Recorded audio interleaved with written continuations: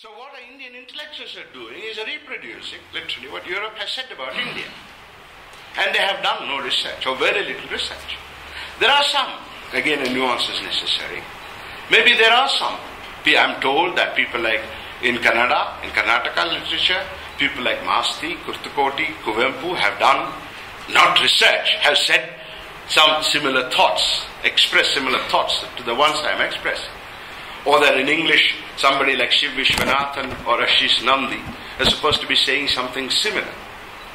But this is a very superficial similarity. Because you don't build science on the basis of a sentence or a paragraph. You need to build theories. And nobody has built theories. Because nobody has done systematic research into what Indian culture is and how it is different from Western culture. We assume what Europe thinks, namely, Indian culture is a variation of Western culture. They have a religion, we have many religions. They have one ethics, we have many ethics. They have one government, we too have a government. They have a social structure, we also have caste system. They have, whatever they have, we also have. They have a religion, as I said, we have many religions. But actually, in my book, which is there now in Kannada translation, I show that India doesn't have religions at all. Hinduism, Buddhism, it's not that, don't mistake my claim with other claims. Hinduism is not a religion but a dharma. I am not saying that. I am saying there is no Hinduism at all. There is no Buddhism at all in India or in China or in Japan. They do exist. Where? In Western universities. They don't exist here at all. They never existed. So this kind of a research into Indian culture, which is very, of course, unorthodox, which goes against everything we've been taught. But what have we been taught? We have simply been taught that Europeans look at it this way. And we say, yes, that is how we are. Well, we are not like that. Your experience of me is different from how I am as a human being.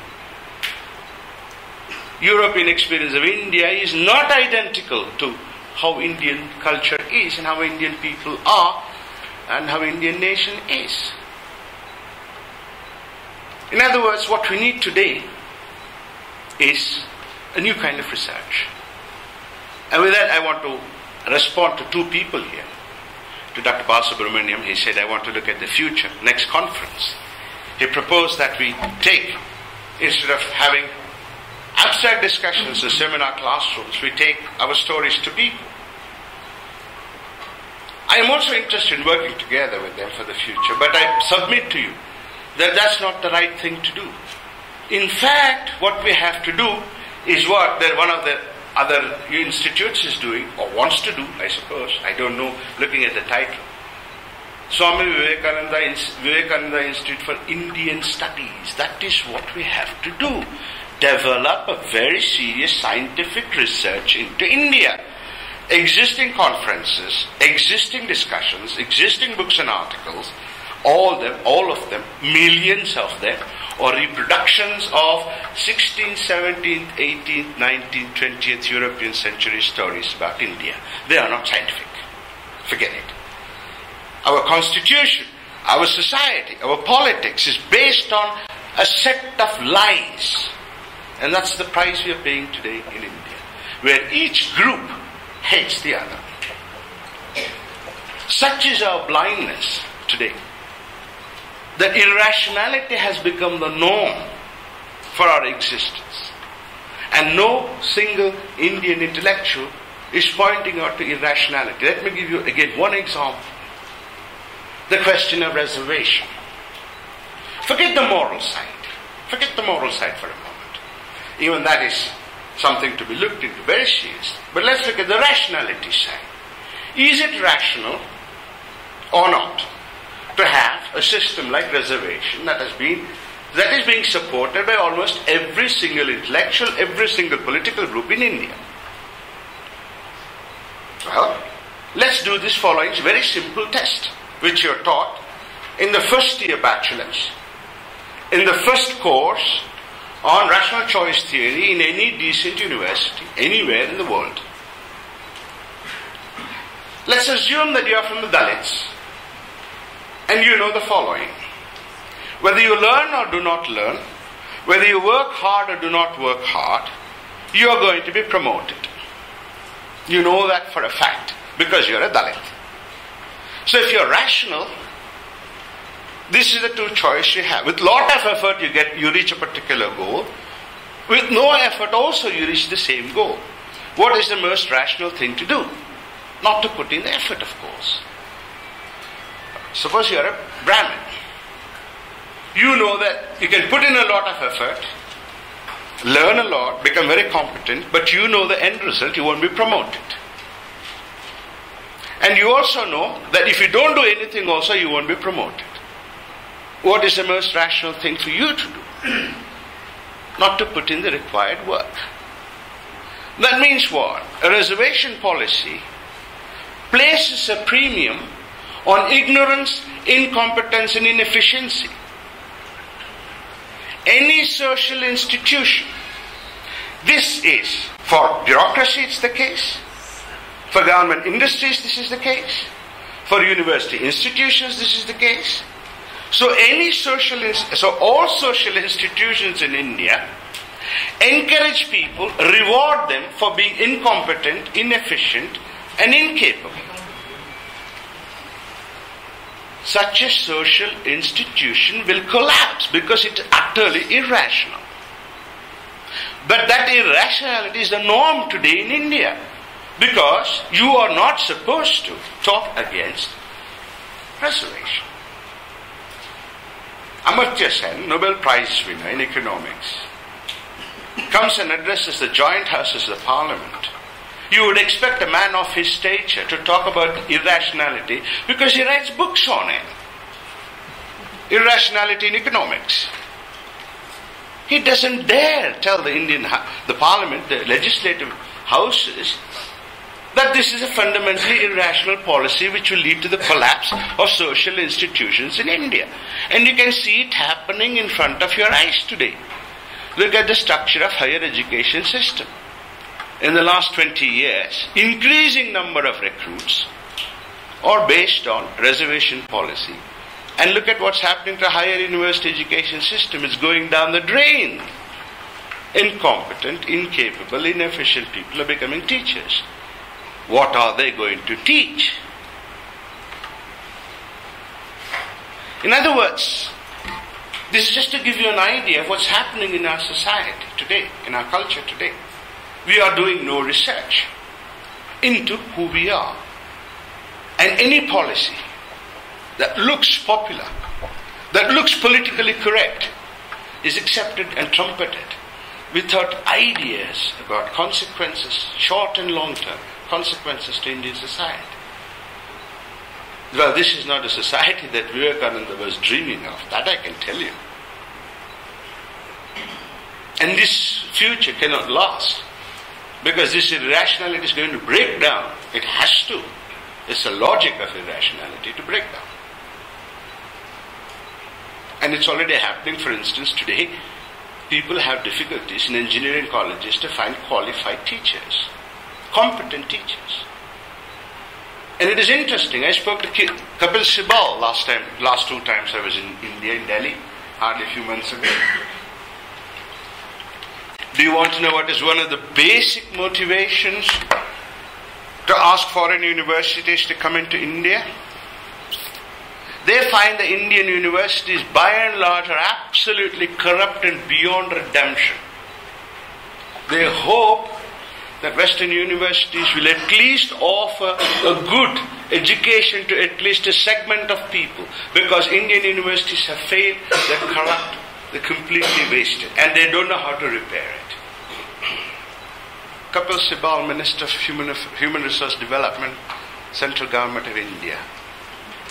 So I am not exaggerating. This is already known at the level of policy making.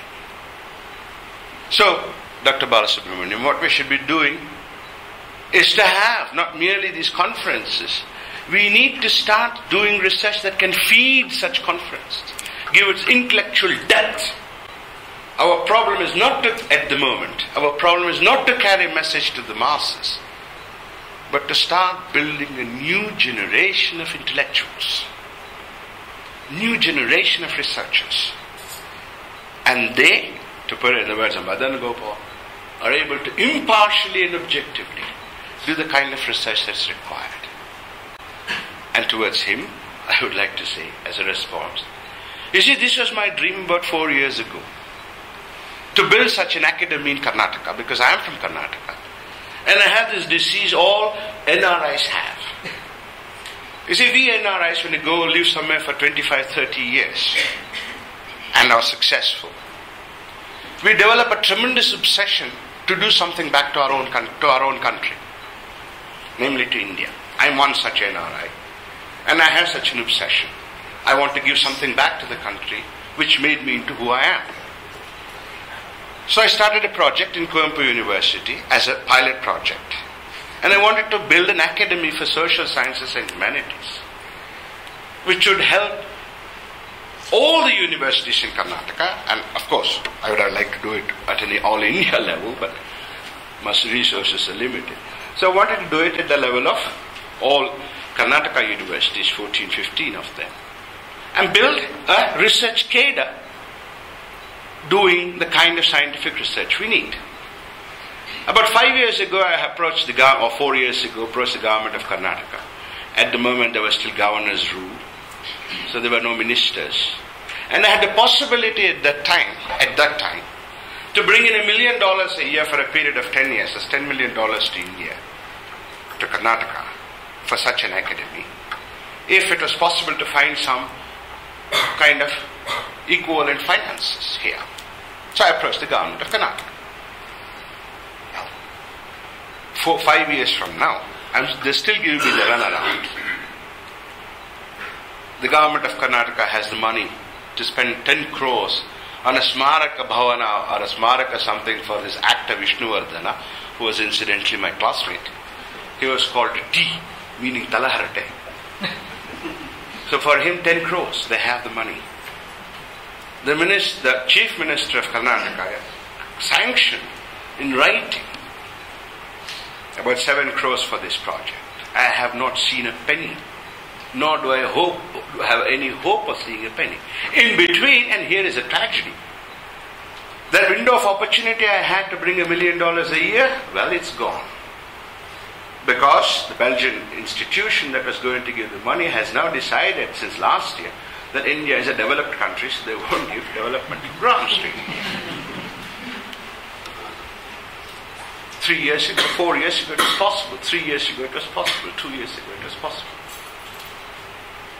Nothing came. So what did I want to do? Build an academy here, located, situated in any university whatsoever, where I would bring in the people, the resources, the expertise, and train the college lecturers, college teachers, and train young PhD students and post-PhD students to do the kind of research. The government is not interested.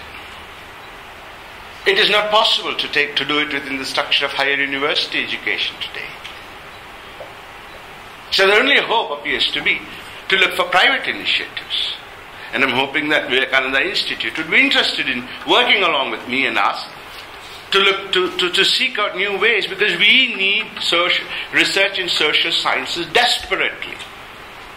Non-ideological, scientific, objective, impartial. Because if we do not do that, I don't think we have a 21st century to look forward to. And I mean this in all seriousness.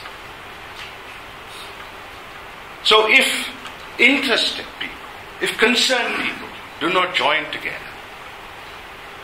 if we do not realize that something is horribly gone wrong in the last 100, 150 years, if we do not stop mouthing politically correct slogans just because they are politically correct, I don't think we have a future. But however, there are, I'm sure, many people like me who strive to do whatever they can in whatever little way they can. And that's what I'm trying to do by building a research group which carries this research further into multiple dimensions, into multiple areas, guided by one single thought, which is the name also of this room, that we have to search for truth. Ladies and gentlemen,